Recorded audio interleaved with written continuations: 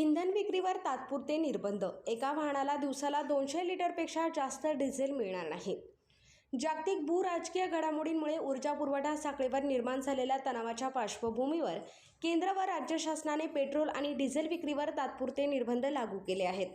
नव्या आदेशानुसार औद्योगिक, व्यावसायिक आणि संस्थात्मक ग्राहकांना किरकोळ पेट्रोल पंपावरून इंधन खरेदी करता येणार असून त्यांना घाऊक ग्राहकांसाठी असलेल्या इंधन केंद्रांमधूनच इंधन घेणे बंधनकारक करण्यात आले आहे.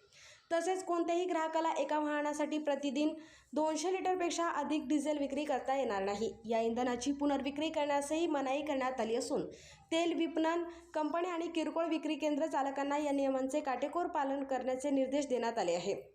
हा आदेश कमाल 90 दिवस किंवा पुढील आदेशांपर्यंत लागू राहणार आहे. केंद्र शासनाने 11 जून 2026 रोजी मोटर स्पिरिट आणि उच्च गती डिझेल किरकोळ विक्री केंद्रामार्फत पुरवठ्याचे अस्थायी विनियमन आदेश 2026 जारी केला होता. त्यानंतर राज्य शासनाने 12 जून 2026 रोजीच्या आदेशानुसार या सूचनांची राज्यभर अंमलबजावणी करण्याचे निर्देश दिले आहेत.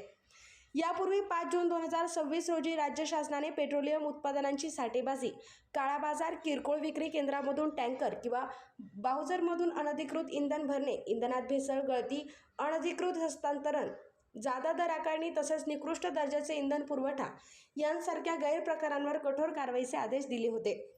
या आदेशाच्या प्रभावी अंमलबजावणीसाठी विभागीय आयुक्त, जिल्हाधिकारी, अप्पर जिल्हाधिकारी, नियंत्रण, शिधावाटप संचालक, नागरी पुरवठा, उपायुक्त पुरवठा, जिल्हा पुरवठा अधिकारी, उपविभागीय अधिकारी, तहसीलदार तसेच पोलीस उपअधीक्षक दर्जापेक्षा कमी नसलेले सर्व पोलीस अधिकारी यांना कारवाईचे अधिकार देण्यात आले आहेत. राज्य शासनाने सर्व संबंधित यंत्रणांना इंधन साठेबाजी, काळा बाजार आणि इतर गैरप्रकारांवर कडक नजर ठेवून दोषींवर तात्काळ कारवाई करण्याचे निर्देश दिले आहेत.